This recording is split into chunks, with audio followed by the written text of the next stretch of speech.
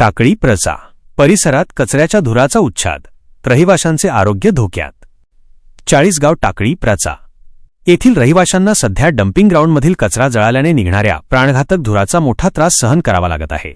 दररोज सकाळी आणि सायंकाळी लागणाऱ्या या आगीमुळे परिसरात धुराचे साम्राज्य पसरत असून नागरिकांना श्वसनाचे विकार आणि दम्यासारख्या गंभीर आजारांनी ग्रासले आहे. मुख्य मुद्दे. आरोग्याचा प्रश्न.